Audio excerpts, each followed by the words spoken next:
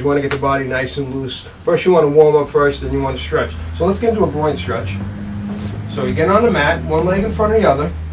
Put your hands in and just lean forward. Stretch that hip. She's stretching out the hip and the groin area.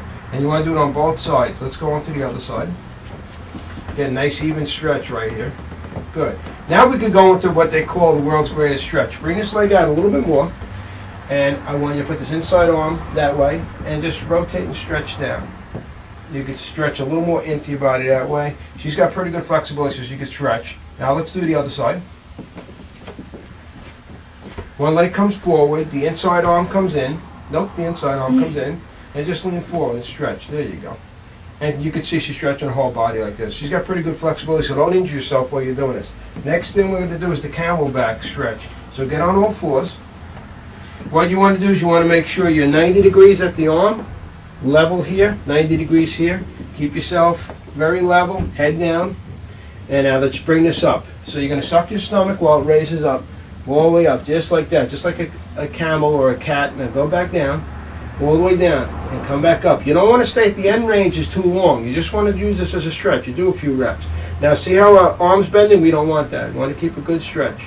Come back up. And that's good. That's a good warm-up. You'll do these stretches, until you feel comfortable for a few minutes. Lay on your back now. I'm going to do the hip crossover. Head down this way. Okay. Now what you do is just bring your legs up a little bit more. Now just keep your gut nice and tight. Make believe somebody's trying to hit your stomach and you tighten it, because you don't want to really have an injury from doing this. Keep your glute or your backside down on the ground, pelvis down, and just rotate side to side. And come on. This is a really good stretch. Key is to keep the pelvis down. It rotates the back, so if you have a back injury, you want to make sure if you have any pain with this, you let your health provider or chiropractor know what's going on. Okay, that feels pretty good. Now let's make it a little harder. If you're really in good shape, you could go to the next level. Bring your feet off the ground. Come to about 90 degrees. Now go side to side. Good. Good. Okay, excellent. Now we're done with our stretching. Now we're going to get you in a tabletop position. So go back on all fours. And we're going to get into some stabilization exercises. Very important. This is probably one of the best things you can do for your back. You're in a tabletop position as we were just a few seconds ago. Arms straight, legs straight, hip at 90, head down. Keep the gut nice and tight. Okay, make believe you don't want to suck your stomach in. You just want to brace it like somebody's trying to hit you or something's hitting you in the stomach and you brace it. You're tightening up. Now what you want to do is just raise this arm up. Okay, good. Down. This is the easy part. Go ahead. And down. I noticed this didn't come up as much, so let's see it come up a little more. Okay, good. Down. Now we're going to keep your gut nice and tight. Get your knees a little wider. And bring this leg back.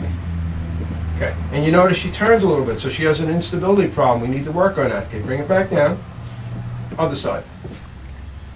She's even worse on this side. And this is what you're going to notice when you do it. Don't get upset. We just need to work on it. Okay, bring it back down. Okay, now we're going to try that again. Get your gut nice and tight. Do it again. There you go. A little better. Down. How about the other one? Get it nice and tight. A lot better. Okay, bring it back down. Now we're going to make it more of a challenge. We're going to do left arm, right leg at the same time. So go ahead. Get the gut nice and tight. Bring it down. See how she's starting to sag? We don't want that. So get this up. Do it again. There you go. A little better.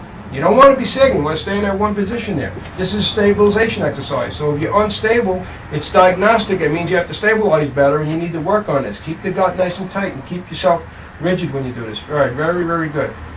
You could do a few of these. Start off with just a few of these exercises. 5 repetitions, and eventually you get it up to 10 or 20, depending on what your goals are. So she's doing really good with that.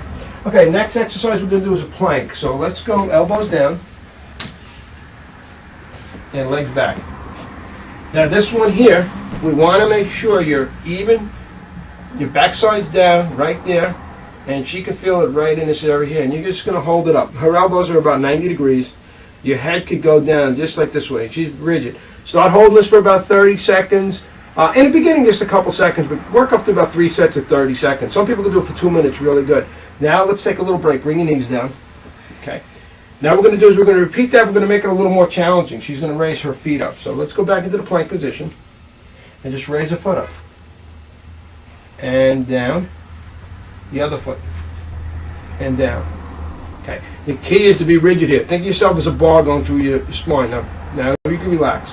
Now what you can do is go into like a McKinsey or press-up type exercise.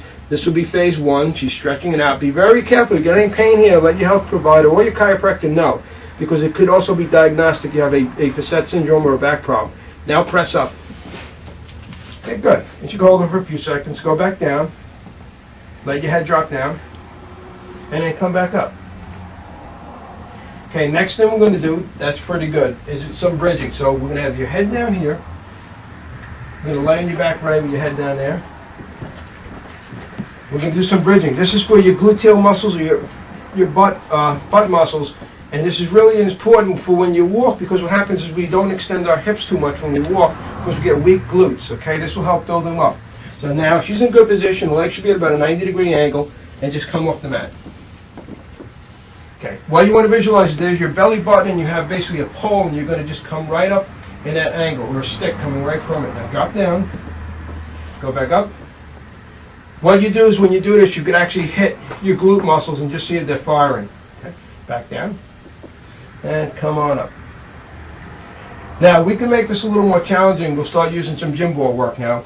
Let's put the ball here, and we'll put you on the gym ball. So take a seat. And walk down. Now you're going to walk until your glutes are right off. Good. Now lay back. Now come off the ball just a little bit further. Get your legs off. Now come down to the ground with your backside.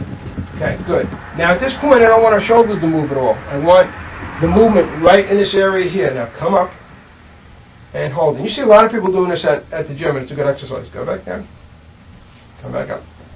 Now you can hold that position. You can make it a little more challenging. You can bring a foot up, just a foot off the ground. And down. You feel how tough it gets? Yes. How about the other one? Down. Well, question to the people watching this.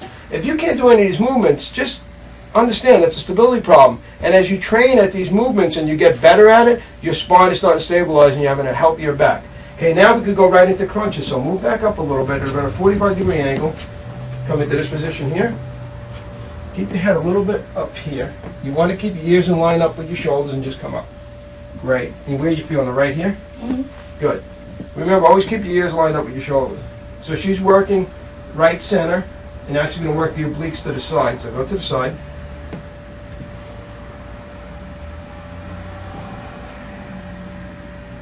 Very good, very good. Back to center.